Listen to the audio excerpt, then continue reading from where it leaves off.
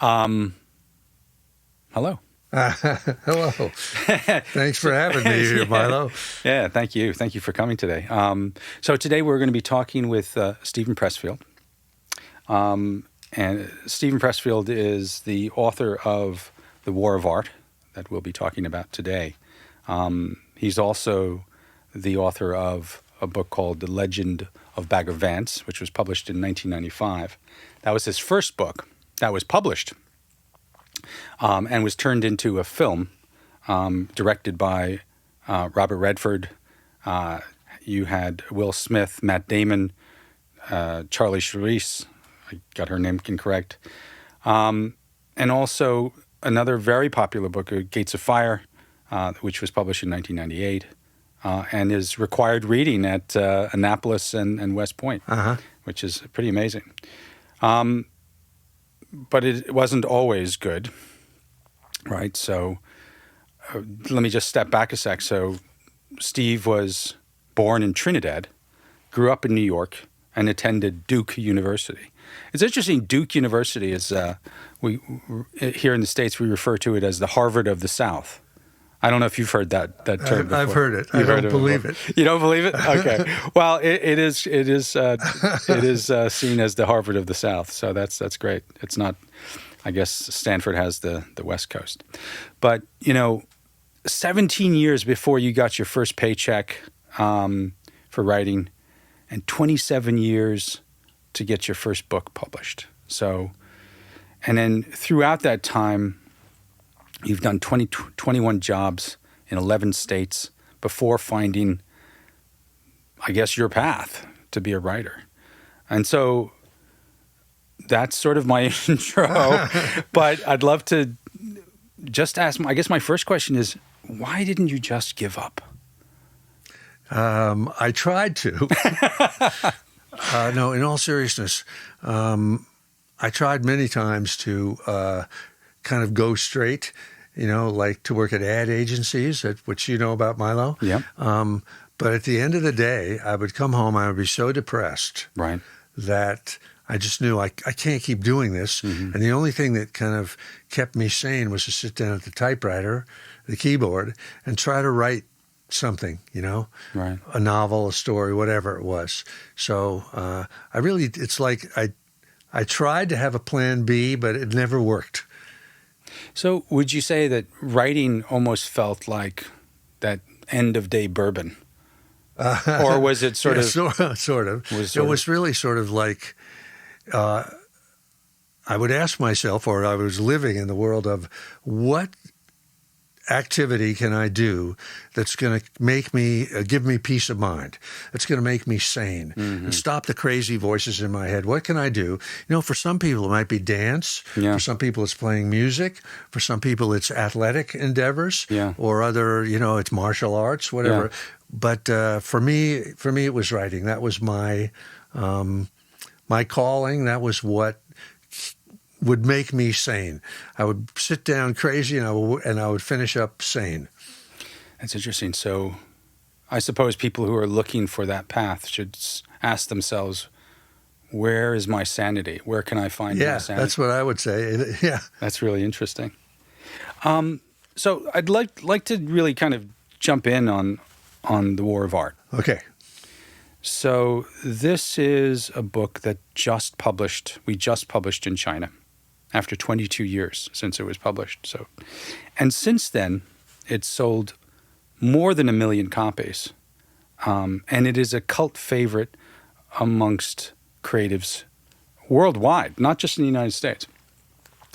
And when we say creatives, we're talking about writers, artists, entrepreneurs. It's not limited to just writers, which Correct. Probably was the original intent of your book, exactly. Because you're a writer. Yeah. So essentially, why is it a cult favorite? Why is it such a cult book? Why? Well, hopefully it's even broken out beyond being a cult book. But, Right. But I think it's because the subject matter that it addresses has not been addressed in any other book. Mm-hmm. And that subject matter is a force that I call resistance with a capital R, which is that voice in our heads particularly in any kind of an artist's head or an entrepreneur's head, that is constantly trying to make them procrastinate, bring up the fear of failure, fear of success. In other words, self-sabotage. Yeah. It's really about the ways, the book, The War of Art, is really about the ways that we sabotage ourselves when we're trying to write a book, make a movie, start a company, do any kind of enterprise where we're essentially alone and are not part of a structured environment that keeps us going, where we're just facing our own demons alone in a room every day. Yeah. I think it's really interesting, the idea of resistance.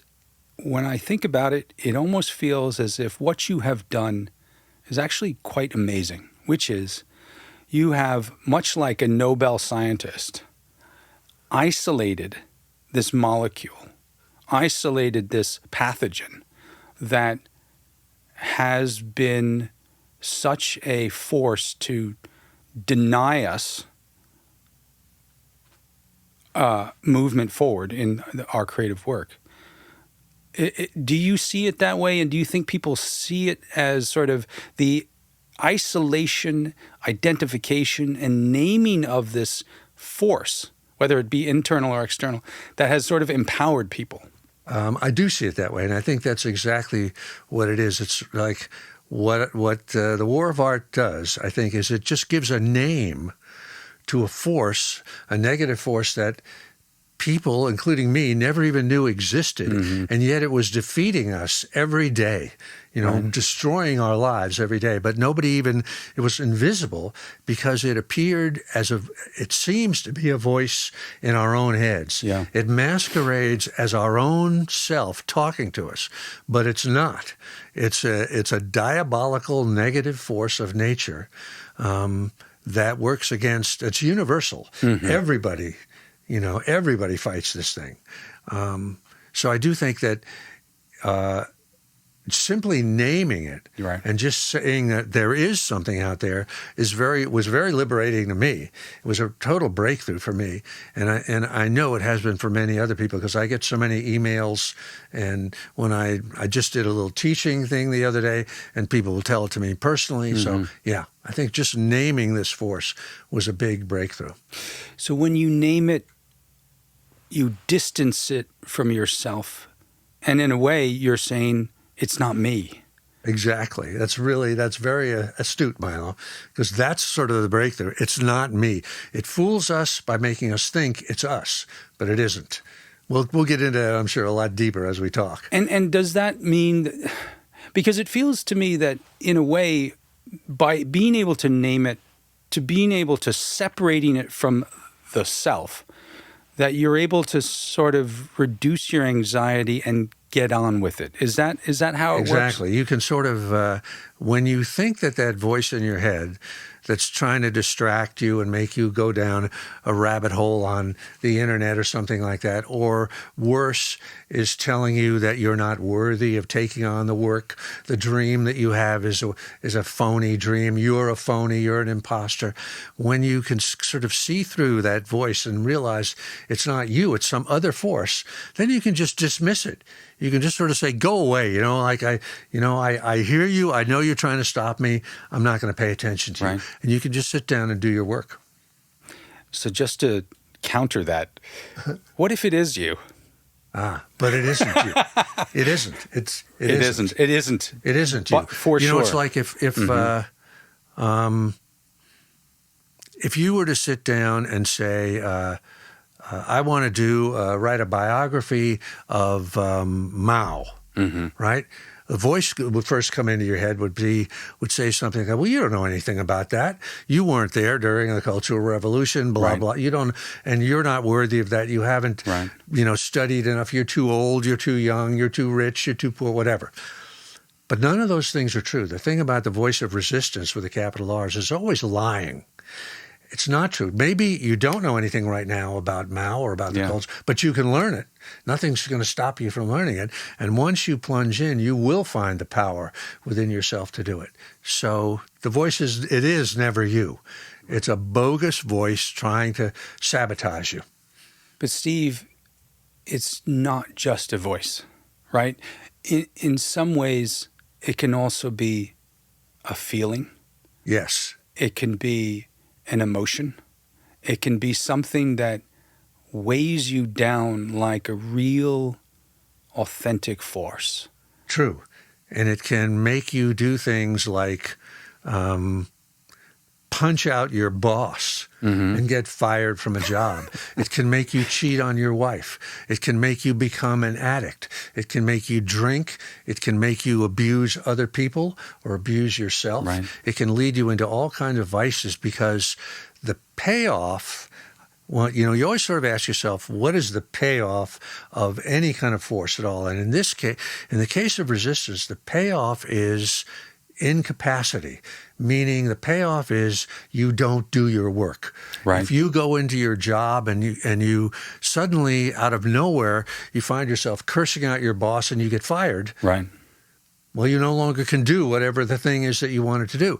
If you suddenly find yourself drinking too much or getting into any kind of trouble or creating drama in your life, excessive drama in your family, and so the payoff is incapacity, and you don't write your book, you don't make your music, you don't make your movie, you don't start your company. So you're right. It isn't just a voice in your head. A lot of times it's an impulse to create chaos in your own life as a means of rendering you unable to do the work that you were meant to do and to follow the dream that you may have. Right. There's a concept in, this is a horrible segue, but I'm making anyway, there's this concept, and it's a universal concept, but I think it is something that's quite prevalent in China, which is this notion of destiny. And fate, and following your destiny. And what that implies is that when you follow your destiny, you're following the path of least resistance. You're doing the thing that comes easy to you. And I wonder if this idea of standing up to, getting in the ring with, or against resistance is counter to that, if it's a way of thinking that is opposed to your notion of resistance. I would say that I would put a different interpretation on it. I also absolutely believe in destiny, that we each have a calling and something, that is like when I was talking before about me sitting down to write, that would make me, give me peace of mind, and I was in touch with my power, and I was doing what I meant to do. But I don't think that it's the path of least resistance. I think it's the path of most resistance. And I think that what the force that I call resistance stands between us and our destiny.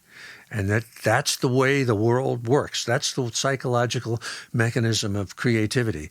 That the challenge for most of us is not to, like I say in The War of Art, it's not the writing that's hard, it's the sitting down to write. It's not the destiny that's hard once you find your destiny as a dancer or a musician or an entrepreneur. It's the decision to follow that. That's the hard part. And there is this force that will stand in your way. In fact, not to get ahead of ourselves here, please. Milo, but when I think of, let's say, the next book that I might write, or whatever my calling would be as a writer, the way I identify it in my mind is that it's the thing I'm most afraid of, that it's the thing that seems the hardest. And I use that as a kind of a compass to steer me to that. Like I will always ask myself, if I have 3 ideas of something, 3 books I might want to do, I'll ask myself, which one am I most afraid of? So once you hit the destiny, then it is easy, I think, because you've found your calling, you found what you love. But getting past the dragon that guards that, the dragon in the Western sense, the Western sense of there's the hidden gold and there's always a dragon that guards the gold. That's the hard part.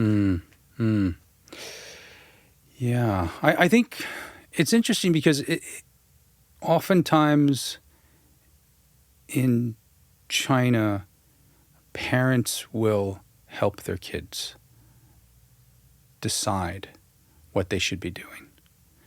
And I don't know if what you're saying helps Chinese parents or if it makes them a little bit more frustrated, as if you're creating a more difficult situation for them if they were to read this book. Well, let me tell you, I'll tell you a story about a person that found their calling. Okay. And the way it kind of works, in my opinion. Mm-hmm.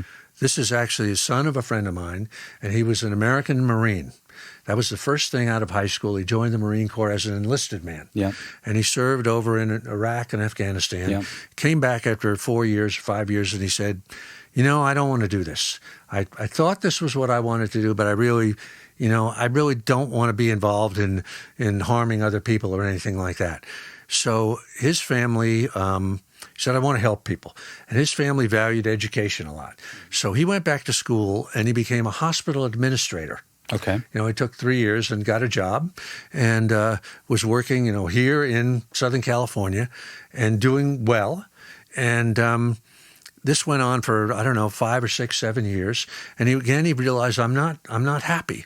I feel like I know it's a good job. I'm doing good with this, but I feel like I'm in an office. I'm just pushing papers.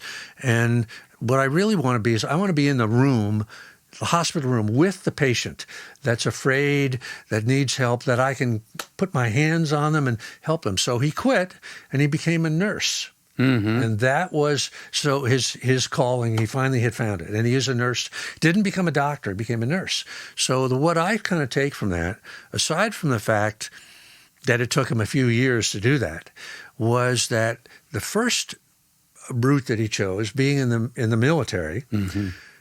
was on the path, but it wasn't it exactly. Like already he had chosen the path of service. Like he didn't choose a way to make money. He wanted to help people. That's what he thought. But then he realized, that's not exactly right. I'm kind of adjacent. And then he thought, okay, let me help people. So let me become an educated hospital administrator. So he was getting a little closer to it. He didn't realize it. But then he thought, no, I really want to be hands-on. And then he finally had kind of found it. So if we had gone back to the day when he was trying to join the Marines, and we said, Charlie, you should be a nurse, he would laugh at us, right? Because he wasn't ready.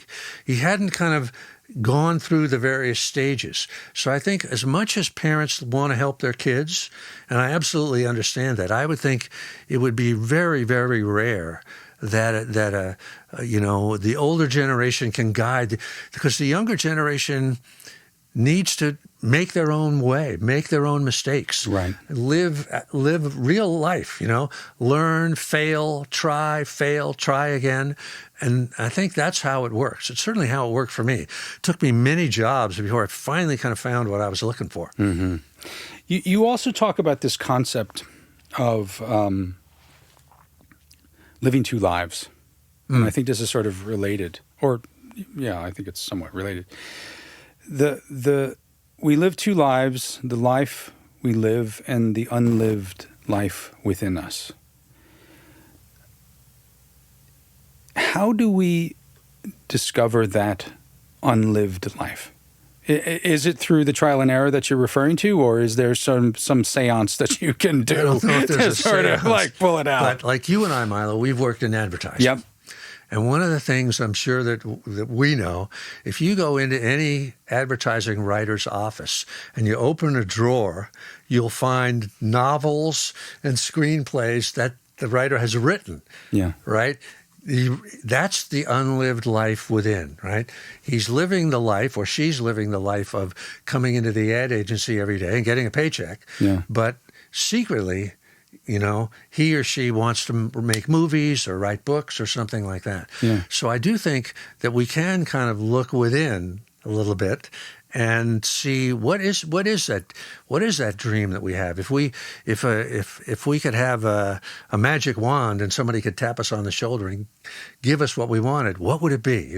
If we could do anything. Yeah. But I do think that, like it says in The War of Art, most of us live two lives, the life we live and the unlived life within us. Yeah. And then I say in the book, between the two stands resistance. Right. This force that I'm talking about, this voice in our heads that says, you're not good enough to do that, et cetera, et cetera.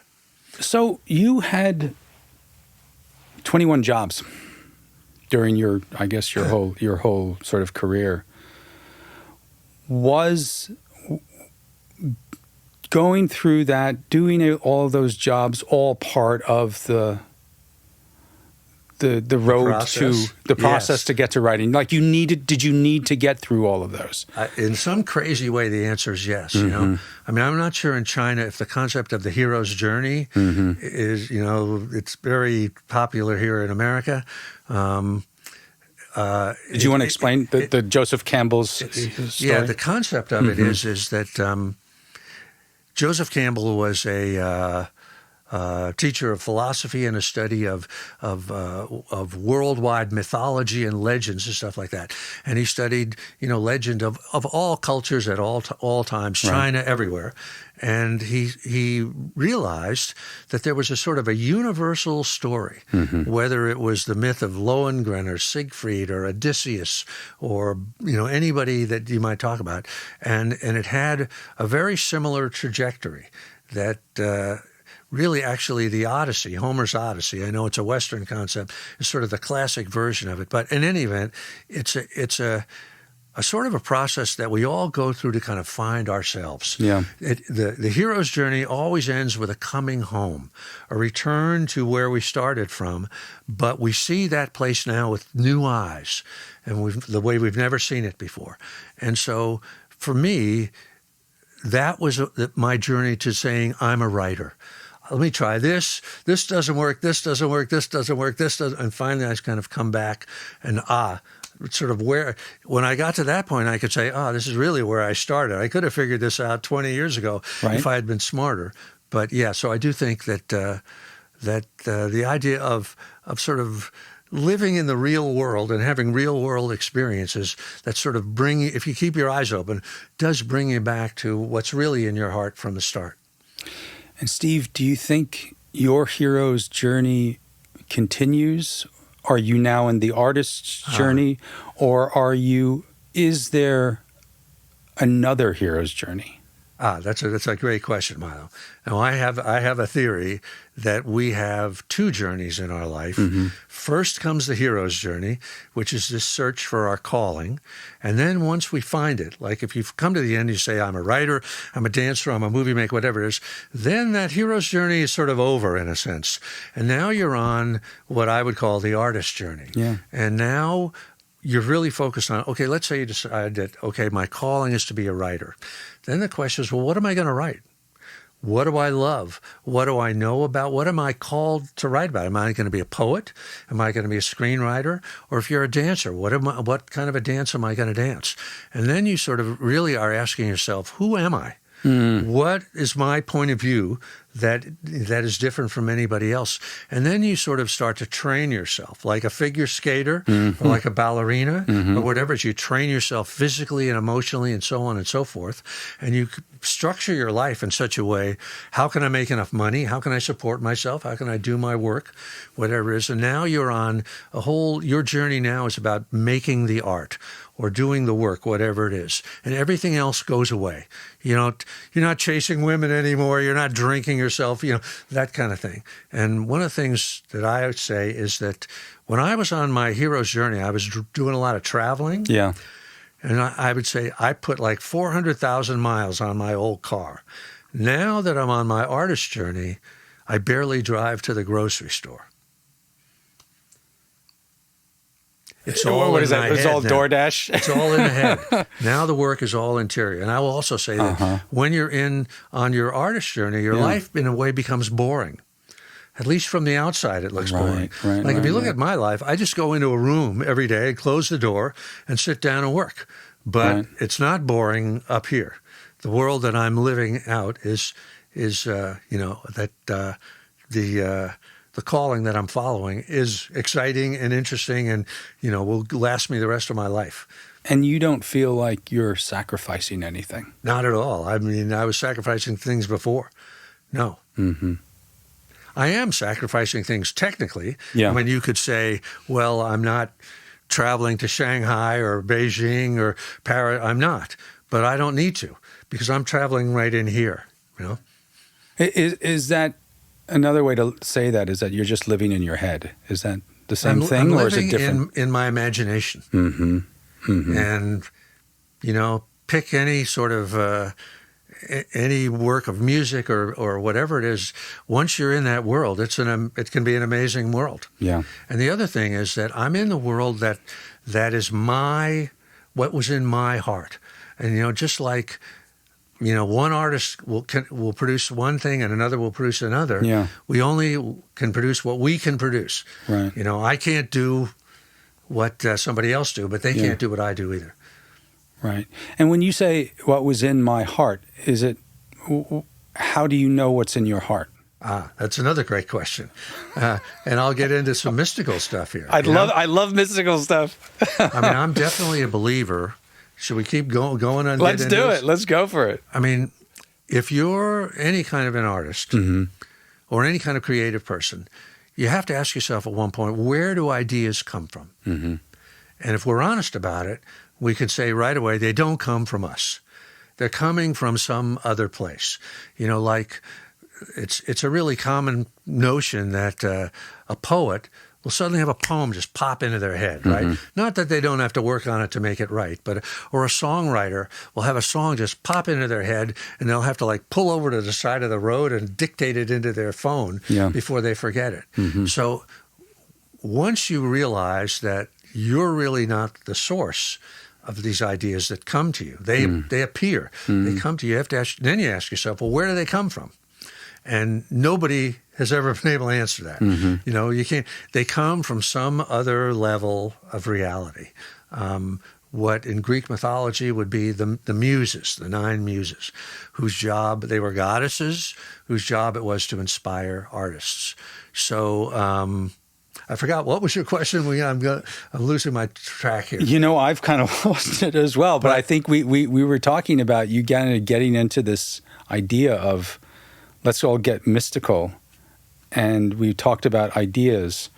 I guess just what I'm trying to say is that you begin to realize that you, the artist, are at the service of some other force, and that you are invoking it to bring into you, and your job is now to give form to the, like Beethoven sits down and hears in his head da da da dum, and that becomes a symphony. Right. That's the artist's job. And again, when I talk about resistance with a capital R, if this higher level of reality is up here and we're down here on the material plane, in between is this negative force. Right. And the war of art is the war to fight through that to get to that higher level. Steve, do you think, I mean, you talk about mystical, woo-woo, or even spiritual. Do you need to be a spiritual person to reach that realm? I think that's a great question, too. I think, first of all, I do think that realm is what we would call spiritual. It's something that is incorporeal. It doesn't have a body. It's just a thought. It's an idea. It's something mental. But I don't think you have to necessarily be spiritual. But if you're working toward that, you have to recognize that it is spiritual, and that the line of communication is mysterious. It's something you can't really define or touch or see or feel, or you can feel it, but you can't see it or touch it. But you have to give something of yourself in order to get the reward of the muse's attention. Yes, you have to place yourself at the service of this force, this magical, mysterious force that again, you can't see, you can't touch, you can't prove.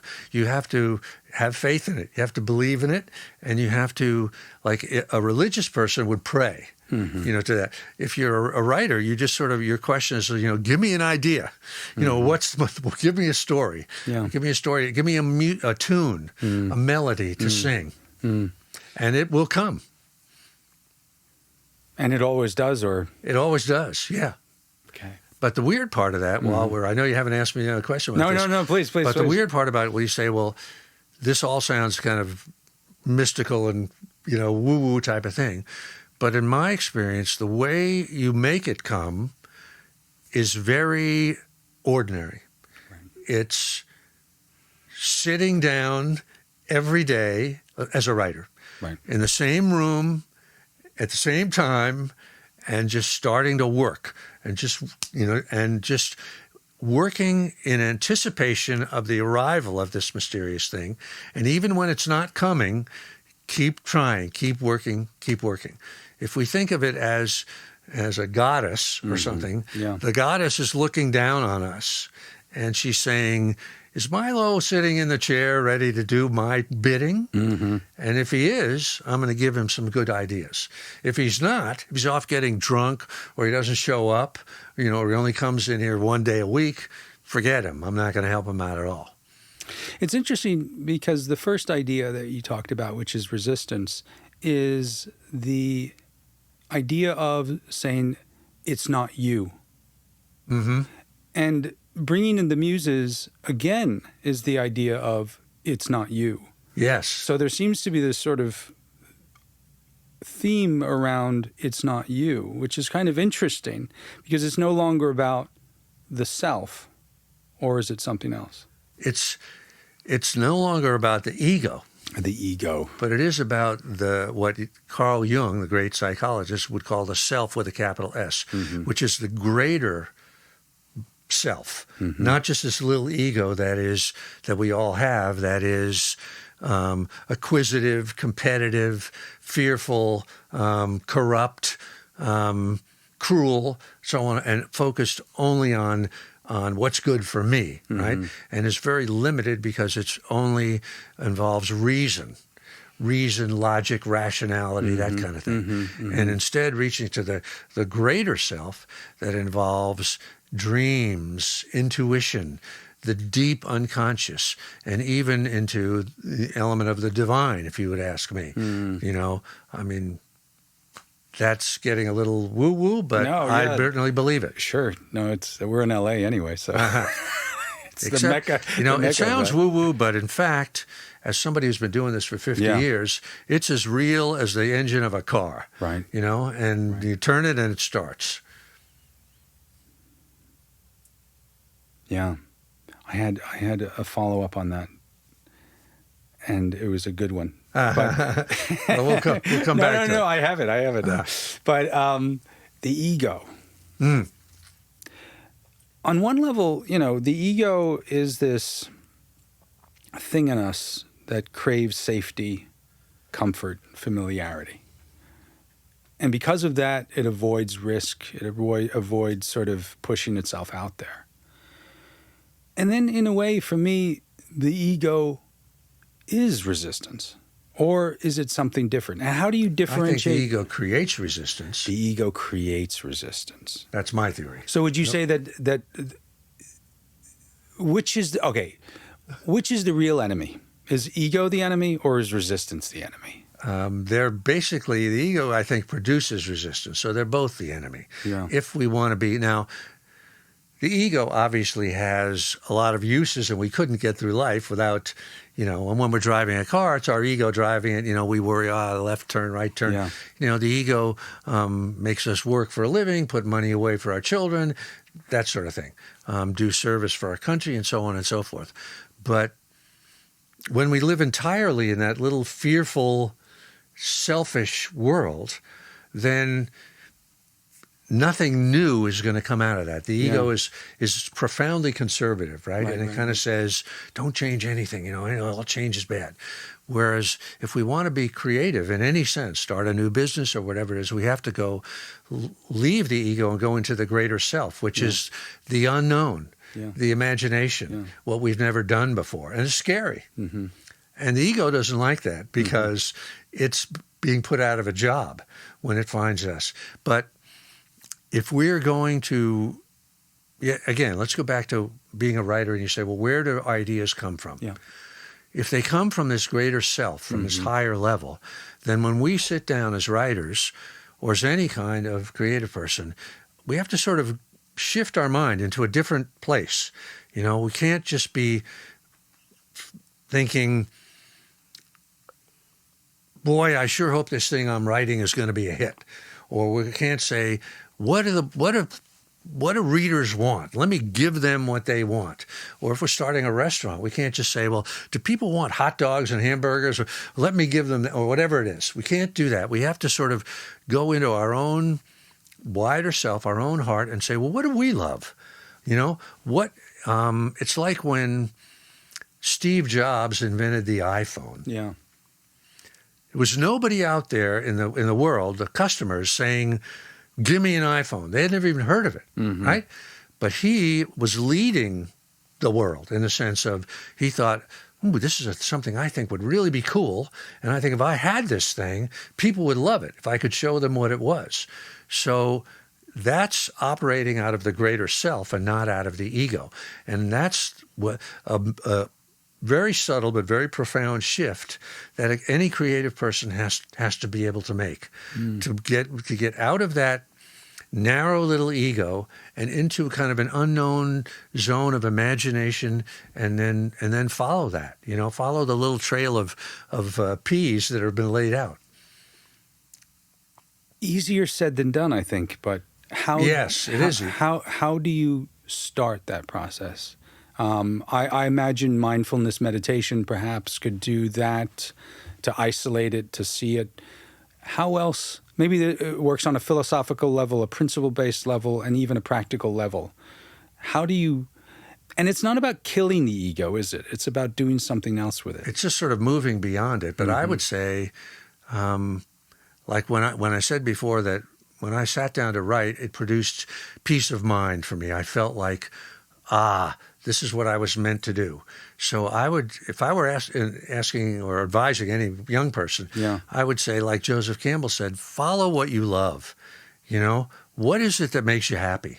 What is it that, and usually it'll be something crazy. It'll be something that your parents would say, well, you're never going to make any money if you do that. Yeah. You know? Yeah. But that's kind of, I think, where to start. So if it is writing, let's say that's your thing, start writing something. You know, I saw a thing, I don't know, is Game of Thrones in China? Probably, yes. I'm sure you can find a way to watch it, yes. But there was just saw a thing with the writer of that, George R.R. Martin. And he was talking about the first scene when he first sat down to write, I guess it was called A Game of Ice and Fire, or A Song of Ice and Fire. Okay. And he said, the scene was when certain characters found these dire wolf pups in the woods, these wild pups, and kind of adopted them. That was the first scene that kind of came into his mind. And they found them, he said, in the quote-unquote summer snows. So he said to himself, this is a world where it snows in the summertime. And then he kind of asked himself, well, what kind of world would that be? In other words, he had sort of stumbled on something in his own mind. It was like it already existed. And now he was trying to kind of, this was a world where snow fell. Well, what would that mean? Yeah. And then from that, he came to, the various cities, and winter fell, and blah, blah, blah, blah, blah. But the creative process, I think, starts like that. You follow something that you love, and it's like a clue, like a breadcrumb along a trail. And you sort of follow it from one thing to another. Or another analogy I sometimes use to myself is, it's like you stumble, you're an archaeologist, and you stumble on the buried carcass of a dinosaur. And you just dig up with your little brush a little tiny bone, and you go, this is really interesting. And you start to dig out a little bit farther, and you see that little bone is connected to another bone, and pretty soon you realize there's this entire dinosaur underneath.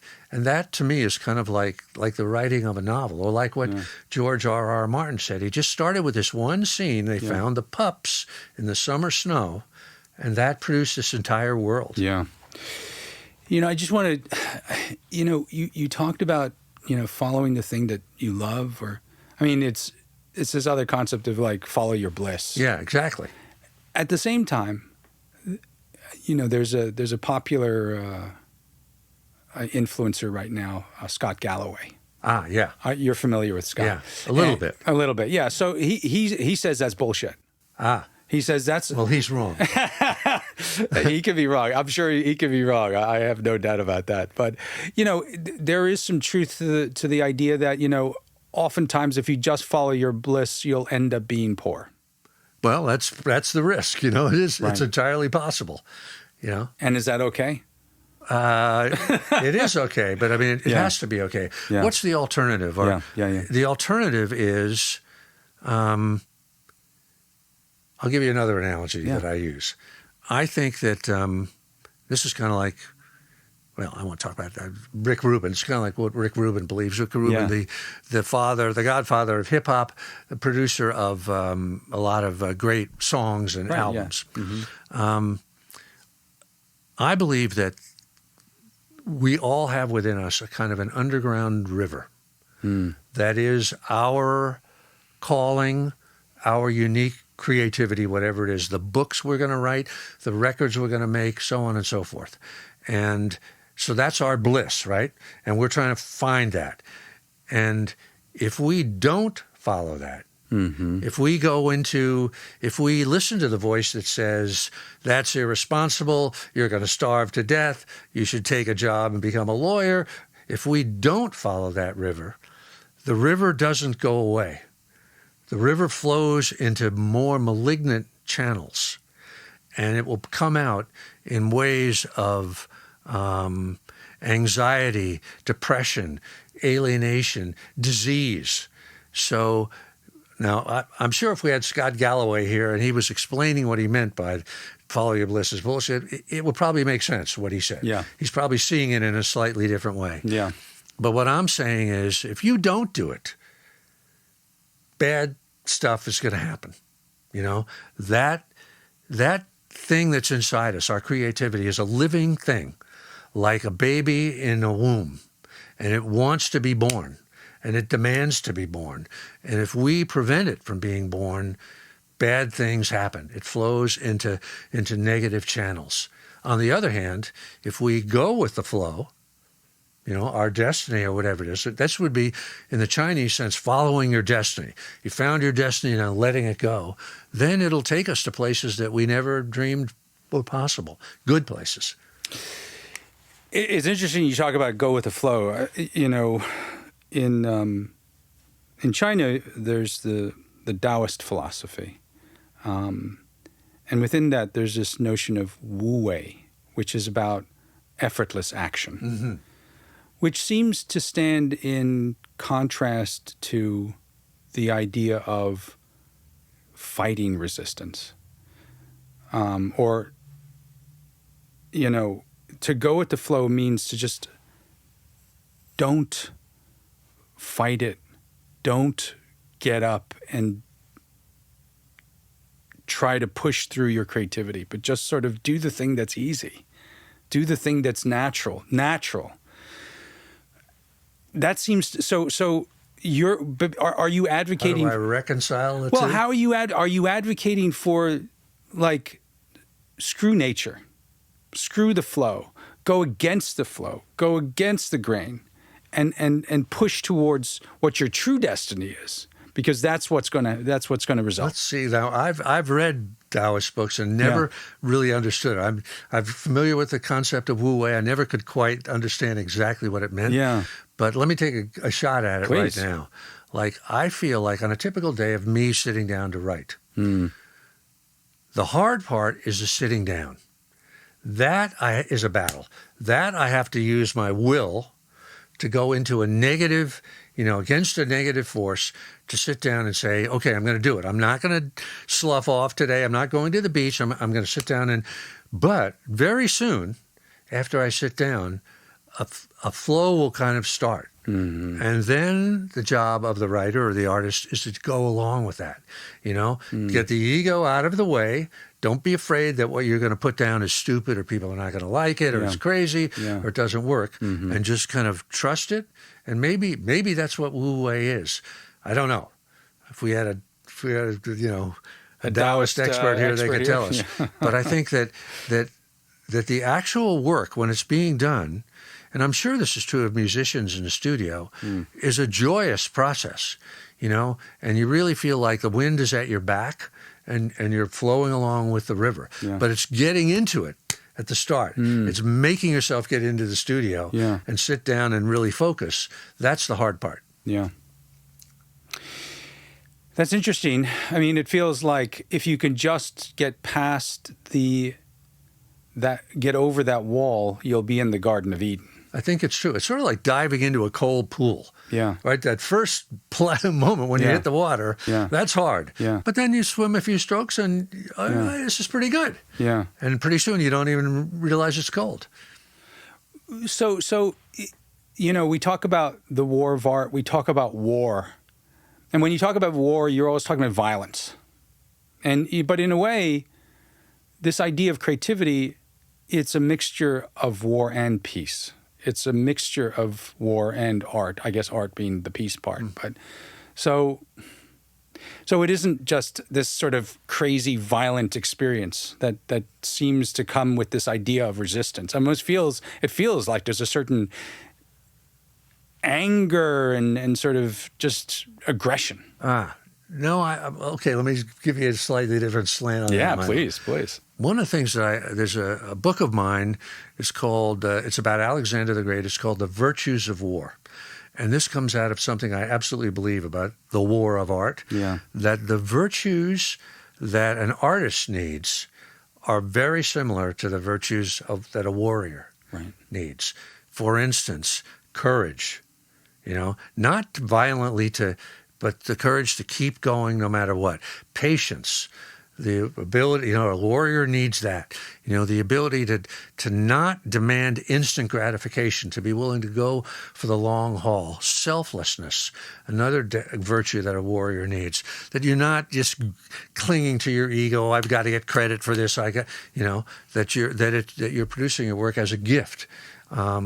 The willing embrace of adversity is another virtue of a warrior, right? And it's the same thing for an artist, that, times can be tough. Sometimes we got to grind for a long time, to get through that. And another, to carry this one step further, these virtues, so that's where it's sort of a war, but it's not a violent war. Or the war is against our own vices inside. But another way to take this is they're also the virtues of a mother. If you think about a mother as an artist, and comparing the two, a mother has life inside her. A pregnant woman is bringing forth something new, something that's never, and the mother puts herself completely at the service of this child within her, this new life within her, right? She'll change her entire life while she's pregnant, Right. And then once the child is born, the mother will do anything for the child, right? If a mother will run into a burning building That's right. to save her child, right? That's right. She'll put her whole life on hold for the needs of the child. And so those are the virtues of a mother, are also the virtues of an artist, and also the virtues of a warrior. So when I say it's a war against our own vices, laziness, arrogance, fear, self-obsession, that kind of thing. So we're trying to defeat those enemies within ourselves. But it's not violent in the sense of trying to hurt another person. Quite the opposite. One of the things that you seem to do with the war of art is you take a little bit of the glamour out of creativity. A lot of glamour should come out. Yeah. Right, because I think a lot of, when we think about art and artists, I think there's we always think about sort of the passionate, the sort of the instantaneous, the sort of immediate inspiration that things just happen. I think of Andy Warhol as a sort of larger than life character who things just appear. And it doesn't seem like, but what you seem to be doing is reducing it to something more of a job. And it's like, there's something very mundane about it. Which there is. I mean, which is not to say there isn't glamour in certain aspects of it, but like if you see a great pianist, a concert pianist, putting on, Rachmaninoff, whatever, right? You look at it, you go, oh my God, that's fantastic. Yeah. But what you don't see is the 100,000 hours when that person, from the time they were 4 years old, did scales at the piano, practice. Yeah. You never see. There's a book that I haven't published yet. It's called Art is Work. And I absolutely believe that. Yeah. And again, the muse, the goddess, the mysterious, they like it when you're working. Because we are trying to bring, as artists, we're trying to bring into the material dimension something that only existed as a thought or an idea. And how do you do that? By work. There's no other way. I was talking to a friend yesterday, two friends, Tim and Nick. And they represent millennials. And they're in the U.S., but I think there's some parallels in China as well, which is, Milo, I will never be able to own a home. I am working my ass off, or I did, but it's gotten me nowhere. And in China, a parallel to the ideas of Tim and Nick is this idea of 996, right? Which is work from 9 a.m. to 9 p.m. 6 days a week, which means that I am just slaving away at the desk or on the field or what have you. To what end? And in fact, there is no end. There is no rainbow or pot of gold at the end of the rainbow. Is it worth it? Should I do it? Should I do the work? Is it worth doing the work? And I think that's the question. Is it worth the perspiration? Is it worth the effort? Well, the world I live in is not at all that world. Right. I'm not looking, and it took me a long time to sort of figure that out. Yeah.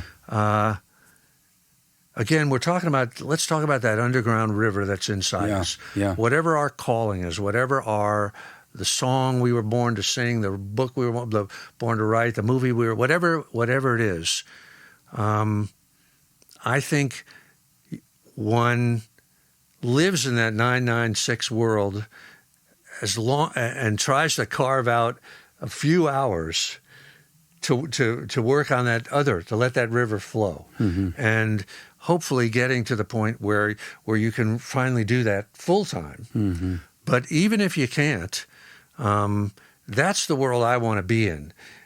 I would not know how to live in that 996 world. That was when you asked me why did I keep writing along for all those years. I tried to do the 996 thing, but it was just too depressing for me. I couldn't take it.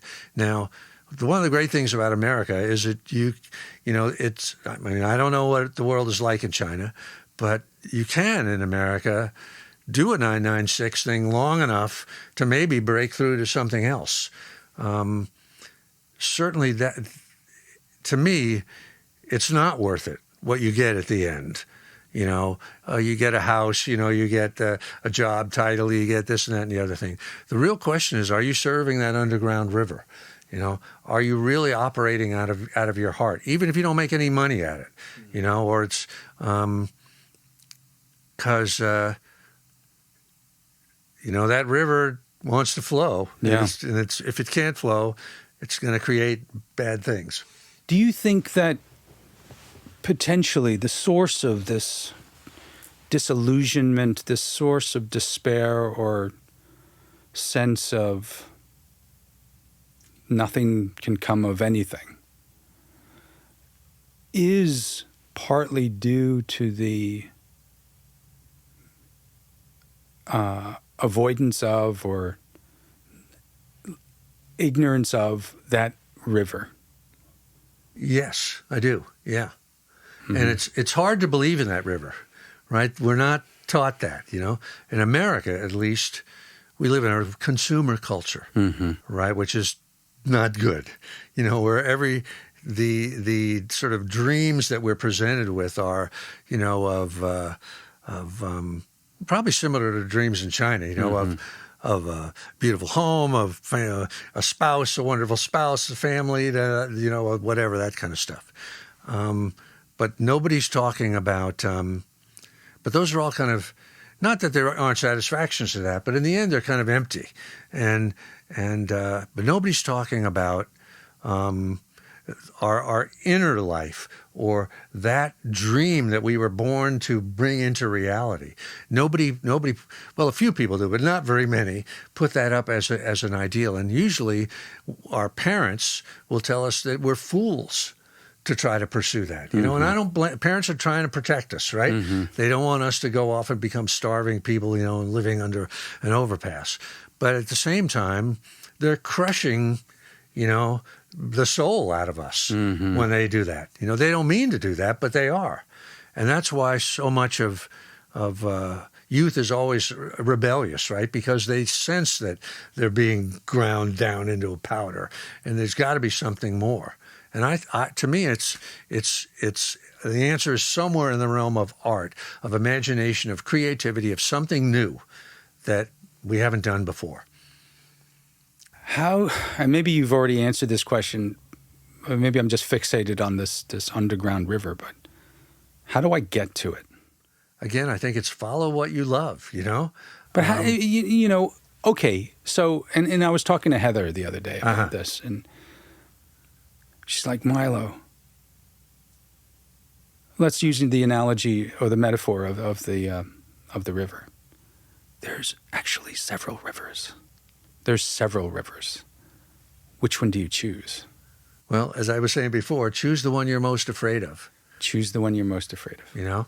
And why do I say afraid? Because if resistance, this negative force that I've been talking about, infallibly, it's an intelligent force, and it's a negative force that's trying to stop us from being who we were born to be, right? Yeah. So when resistance appears as fear and we're scared of something, it's trying to scare us out of doing something, we can use that as kind of a compass, because resistance knows, that's the thing you should be doing. So let me scare the hell out of this guy or gal so they won't do it. So if we're really scared, that's what we should do.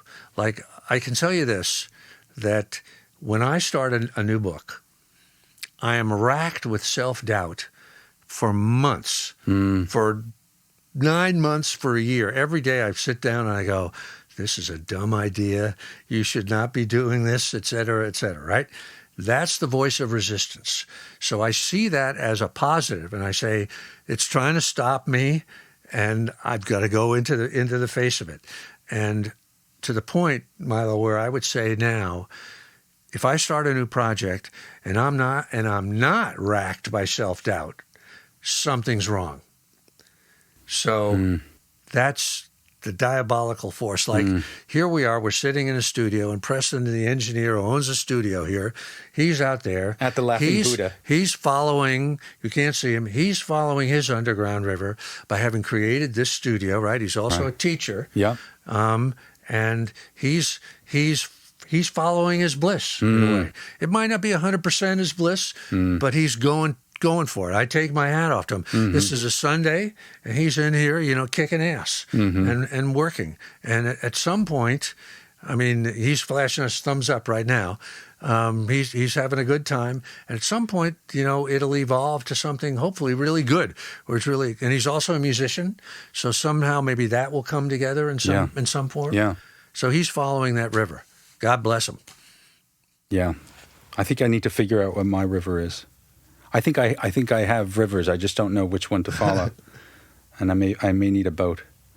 There's one final thought that I wanted to bring up, but I don't know if it is really meaningful. But it is a concept that is very it's a very Chinese concept, which is the yin yang idea, right? Which is the idea of, the yin being more the passive and yang being more the active.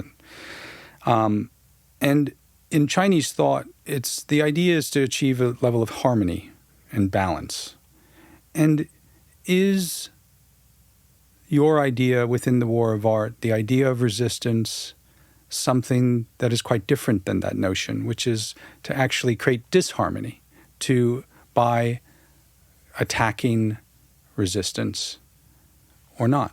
It's a great question. And I don't know if I have a real answer.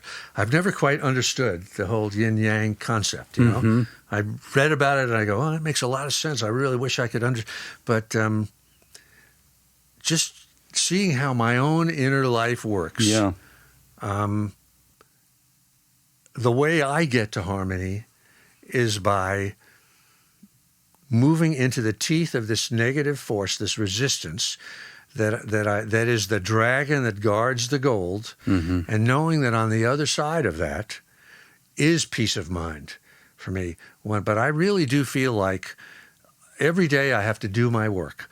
I have to slay the dragon every morning. It's always there. It never goes away. But if I keep doing it, that at the end of the day, I have peace of mind, and I hopefully, on my deathbed, I will say, okay, I did what I was supposed to do. I don't know how that connects with yin or yang. I have to punt on that one. Well, I mean, you are finding your balance in that way, right? And I think the War of Art is, in a way, yin-yang, right? War being the yang and yin being art being yin. I mean, the art of war, that it's, the original Sun Tzu's thing is the opposite of that. Yeah, that's quite interesting. Have you always been this way? Like some people are just born a certain way, right? There's certain people who are just born with courage. They're born with the ability to leap without even fear. No, I definitely was not born this way. Right. I mean, I've sort of have learned it through painful experience. Yeah. And through failure, to act in a certain way that, knock wood, seems to be working at the moment for me. You say it's working at the moment for you, knock on wood, which makes me think that it's not a fixed part of your system, meaning it could possibly change. It's a fixed part of my system, but fortune, as we know from the Stoics, is unknowable, and anything can happen, Bad stuff can happen to you at all times. But I would be amazed if my inner concept changed between now and the time when I move on to the next dimension. The last question, and this isn't like a bomb question. It's just a question just that occurred to me, and I know we've been talking for quite some time. But when did that happen? When was that? Can you isolate that moment? Like, I know that you spent the year in the cabin to really... Yeah, 2 years, actually, yeah. To find who you really are and really figure out that. Was there like a specific memory, a specific moment in time? Well, there was, and it's actually in the War of Art, the book. Which is available in China right now, and Dong, if you want to buy it. And it was...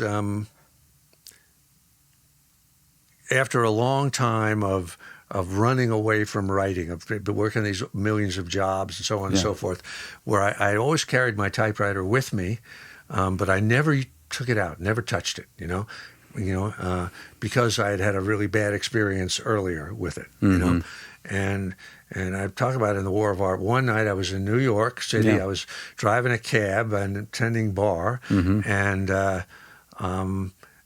had one of those, it was nighttime, I didn't have any work to do at that moment, and I was about to go out and get drunk and chase women and do the same sort of self-destruction thing I'd done a million times, and I said to myself, I just cannot do this one more night. And I pulled out my typewriter for whatever crazy reason. Yeah. And sat down for like 2 hours, Yeah. just typing. I don't even know what. I threw it away when I was done. Yeah. But, and I talk about this, I went out into the kitchen, and there were some dirty dishes in the sink, and I started washing the dishes. And after about a minute or so, I realized that I was whistling. Mm-hmm. In other words, I was happy. And I realized that act of doing the 2 hours of typing, writing something garbage, Yeah. had produced peace of mind for the first time. And I sort of felt like, this is it. You know, I've kind of found something that works for me. Chasing women doesn't work. Drugs don't work. Booze doesn't work. You know, following crazy philosophies don't. But this does work for me.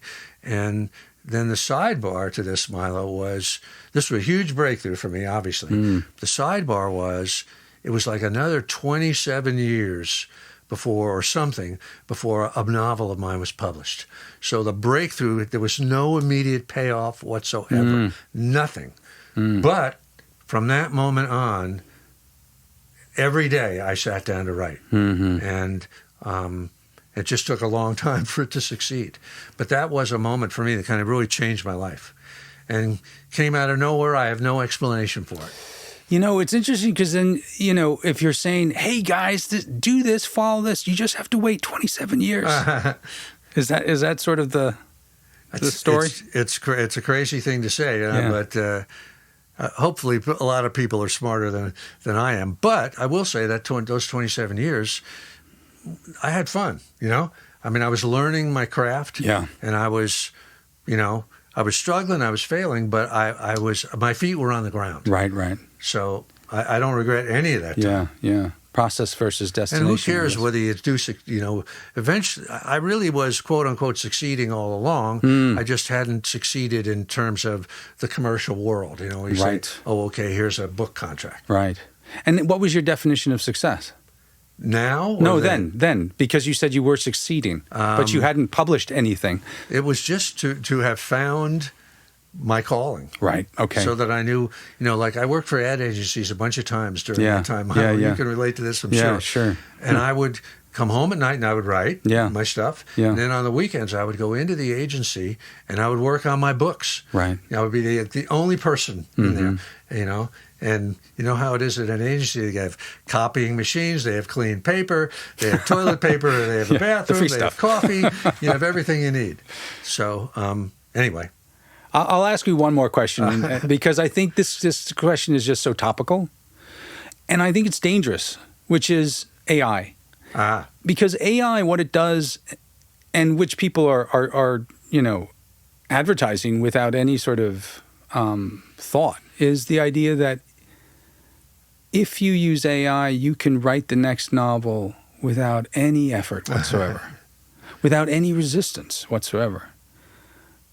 If you extrapolate that and sort of extend that across our society, what kind of effect do you think that would have on us? You know, it's a really deep question. I'm not wise enough to have the answer, but I don't think AI has got that underground river. No, you know? It doesn't. I mean, it's just... But does it block our access to it? It's anything that makes things seem easy is the devil. Because it's not easy, you know?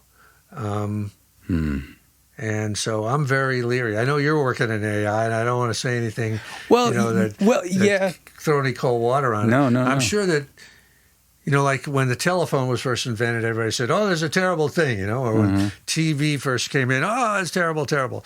And we've all sort of, you know, made our peace with it, and there's good things. So maybe there are some good things out of AI, but I don't think the idea that, oh, now I don't have to work, now I just get a series of prompts, you know, but that's work. At least you have to work to come up with the good prompts. That's true. But, you know, as far as I know, there's no underground river in AI yet. And only that comes from the human heart and the human soul. And they haven't figured that one out yet. I hope. Right. No, that's beautiful. Well, Mr. Pressfield, thank you very much, sir. Mr. Chow, thank you very much for having me here and asking these questions. Thanks for everything you've done for the War of Art to get it going up in China. Yeah. And I hope that my friends in China will find something there that is useful. I'm sure they will. Thank you very much. All right. Thank you.